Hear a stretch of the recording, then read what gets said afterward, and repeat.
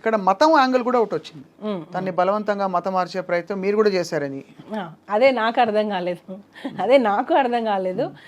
మీరు ఏమన్నా తన మతం మార్చి కన్విన్స్ చేద్దాం అనుకున్నారా? ఏమని కన్విన్స్ ఎందుకు చేయాలి, ఏం చేయాలి అంటే బహుశా ఐ డోంట్ నో, నాకు తెలియదు. మతం అలిగేషన్ అయితే వచ్చింది కదా మీకు మీద.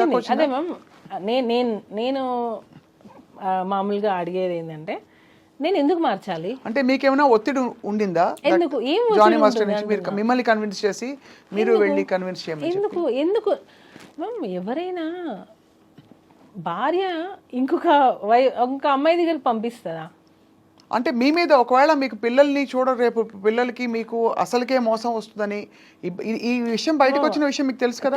తెలుసు మ్యామ్. నాకు 2 పిల్లలు, నా పిల్లలకి నేనే తల్లి అవ్వాలనుకుంటాను, నా భర్త నాకే కావాలి అనుకుంటాను. అది కరెక్ట్. అది ఎవరైనా నేను ఎందుకు మా హస్బెండ్ వచ్చి నువ్వు కన్విన్స్ చేయని నన్ను ఎలా అడుగుతారు? అసలు తిడితే ఎందుకు తిడతారు? ఇబ్బంది పెట్టి మీరు వేరే ఆప్షన్ లేదు నీకు, నేను వదిలేస్తానంటే